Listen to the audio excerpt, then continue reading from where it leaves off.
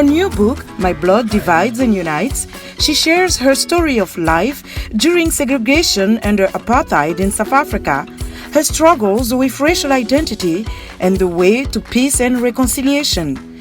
Meet Jesmane Boggenpoel. I'm Jesmane Boggenpoel from South Africa. I'm a business executive and author of a new book, My Blood Divides and Unites. And this is my VIP story. Jesmane Boggenpoel, welcome to the VIP show. Thank you. When I say colored, what comes to your mind? What does it mean to you? There's a negative connotation because it was artificially created by the former government as a way of dealing with mixed race people. So colored people arose from the mid-1600s when you had European settlers come and there was racial mixing with the indigenous Khoisan tribe and slaves brought in from Madagascar, Malaysia, India, Indonesia and other lands. And this racial mixing was uncomfortable, and a way of dealing with it was to start a completely new separate racial category. So it made me feel cut off from my lineage and ancestors who came before me. When in your life did you realize that you had that racial combination? Up until high school, I was raised in an exclusive colored community because I was raised during apartheid when the different racial groups were kept apart from each other. So I didn't know any better. That was my reality. When I went to university, I was accepted in one of the top universities during apartheid. At that time, my classmates was 90% white. And then I realized that there's disparities and that different groups don't really mix with each other. You are in a school where 90% of the students are white. You are colored. How do you integrate? The one good thing for me is that there were very few colored students at Wits University because it's in Johannesburg, and the larger proportion of the population is in the Western Cape. And so it forced me to make friends with my African brothers and sisters across the continent, and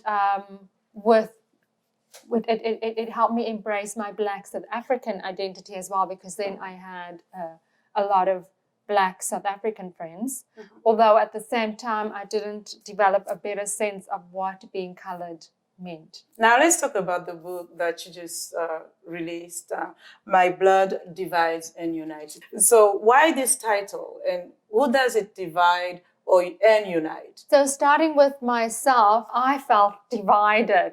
Do I choose my more European lineage? Do I lean more to my Black lineage? There's all these contradictions which made me feel divided. Where do I belong? Where do I fit in? How do I define myself? But then there was also, upon reflection, the unity that all of these mixtures contributed to the beautiful fabric and mosaic of what is today the colored community and what is myself. And because I'm this melting pot of so many ethnicities, I'm able to understand different cultures and play a role in bringing them together. So first of all, I had to understand how to do that self-reconciliation. And I believe that same process can be useful for individuals and societies and nations. And reconciliation is such an important step when groups of people have been marginalized, oppressed. There have been genocide in some communities, apartheid, racism. When you talk about reconciliation, drawing from your experience, where does reconciliation start, this process? It starts with the self-reflection. I think there's so much trauma associated with oppression, and because of the trauma, we tend to have knee-jerk automatic reaction. So there isn't that reflection on what is the right intervention to move individuals and groups towards each other. And once you have the reflection, it's listening with compassion, it's speaking in love in a way that brings forth healing. And empathy is so important, to put yourself in someone else's shoes, especially for people who come from groups who have oppressed others. They need to try and put themselves in another person's shoe and try to connect with the feelings of that person. And then there's also that restorative component. In my book, I talk about using technology as a force for good and to solve social problems, especially for people at the base of the pyramid. And people from marginalized groups tend to be from groups who have been historically oppressed. And for everyone in society to own that problem on how we can use technology to solve these social challenges around health, education, water, agriculture, and energy. What do you think South Africa has done in terms of reconciliation? What is your assessment of what has happened? Soon after 1994, when apartheid ended, there was a truth and reconciliation process set up. That was a good initial process. It involved a smaller component of the population bringing together perpetrators of violence and the victims of violence. It did involve, to a limited extent, reparations. I do feel now that we need a wider and second phase truth and reconciliation process to embrace a bigger portion of the population and to look at more sustainable racial reconciliation going forward. Coming back to your racial makeup and your cultural identity, there are people in South Africa classified as colored, such as yourself, but they may not take the time to investigate. Yes. But you decided to do that. Why was it so important for you? I spent 6 years living out of South Africa, 2 years in Boston in the US, 4 years in Switzerland when I worked for the World Economic Forum. And so that international exposure, and also a lot of people around the world asking me, where are you from? And I'd say South Africa, and that wasn't good enough. And I'd say, but no, really, what exactly is your ethnic origin? So I was always confronted with how do I present myself in a way that the international community will understand. And I've tried to write the book in a way that it's easy for the international community to digest.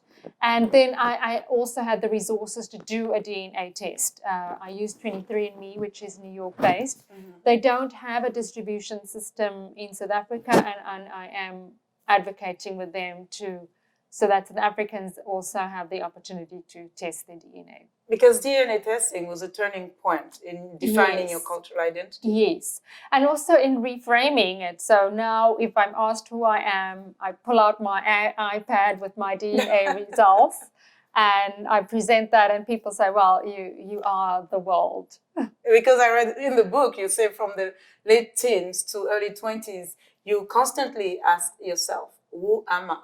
So today, if I ask you, who is Jesmane, what do you say? I'm 38% European, 28% African, a quarter Indian, and 7% East Asian.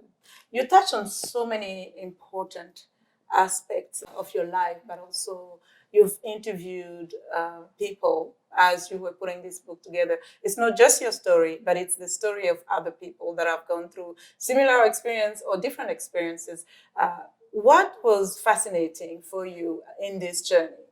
It was useful to get an international perspective. I feel as South Africans, we sometimes can be very insular and stuck in the injustices of the past. And hearing what other people have gone through who've also been oppressed and how they've dealt with that, I think is useful, because then it becomes a benchmarking and it becomes less personal. It's how do you deal with oppression of a particular race group.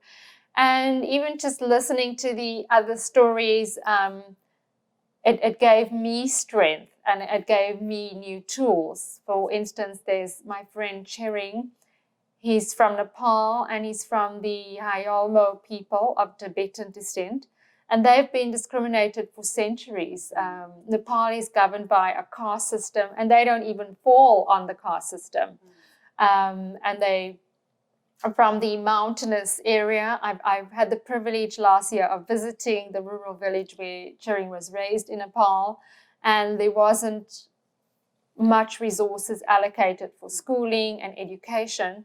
And while Chering believes that there can't be racial reconciliation because of the decades of discrimination which is embedded in the caste system, he does rally people together across different racial groups around a common cause. So this book, in a way, is a labor of love and healing, would you say?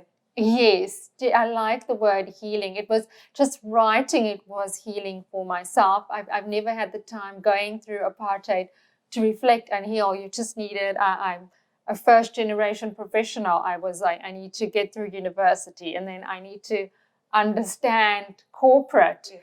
And so the book provided me that the reflection and healing that came with it. What would you like readers to take away from it? I talk about encouraging people to tell each other their stories and their personal journeys as a way of bringing people together and bringing understanding. And I exhort people to be inspirational leaders that can usher us into a new world where race is not a factor for discrimination. And I'd like everyone to embrace and own that we are all the inspirational leaders and that can bring our communities and nations together. And speaking of leadership, you are a leader in many ways. Let's talk about your career. You have a successful career as an experienced business executive, including former head of business engagement for Africa with the World Economic Forum. How does a little girl who grows up in Westbury Township during apartheid, while experiencing identity crisis, rises to accomplish so much? I'm very blessed and grateful. It started while being raised in a marginalized community with lots of crime, having the love and support of my parents, having an uncle who took me for extra maths lessons. He was a math teacher, and those extra maths lessons helped give me the grades that I needed to get into university. I have an identical twin sister. She is a medical doctor and she doubled as my study buddy. So looking back at the time, I felt that the drudgery and the hardship of poverty. And as I look back and I wrote the book, I saw and was appreciative for those support systems. And what advice would you share with young African men and women who would like to embrace the same career as yours? It's, first of all, to have that vision that you can do it. It is achievable. It takes hard work and focus and finding mentors who have gone the path before you. And then there's so much value from peer-to-peer mentorship, finding like-minded people that's in your peer group where you can meet and encourage and support each other. So now imagine a little Jesmane, a little girl, particularly in Westbury Township, who looks at you, the woman Jesmane, and say, when I grow up, I want to be just like her. What would you say to her? I feel emotional just that you expressing that because there's lack of hope in that community. To say, you really can do it. Don't define yourself by the neighborhood that you're in. Don't define yourself by the circumstances you're in. Have faith that there is a brighter future ahead, and education is so important. Education can really break poverty. You make me emotional now. Let's look at the big picture. Talking about Africa and development, it's such a complex and wide concept, a broad concept. But if you could share one way that could accelerate Africa's development, what would it be? I'd like to reference to Harvard professor Clay Christensen and his new book on the prosperity paradox, where he talks about market creating solutions, where you come up with new solutions that are solving for unmet needs. And most of those unmet needs tends to be for poorer people at the base of the pyramid. We have a lot of solutions for large enterprises and for middle class people. And sometimes we can be in a comfort zone, and we need money for innovation and R&D that focuses on new solutions for people lower down the pyramid. R&D being research and development. Yes.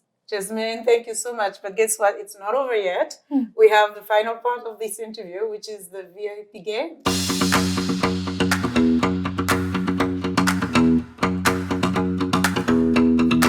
Okay, Jesmane, now it's time for the VIP game. So you have 5 cards on the table. You're going to pick 3 out of 5, one at a time, and you will complete the statement. The best advice I ever received was, you're never too old to learn new things. You can always reinvent yourself and always take on new challenges. Great.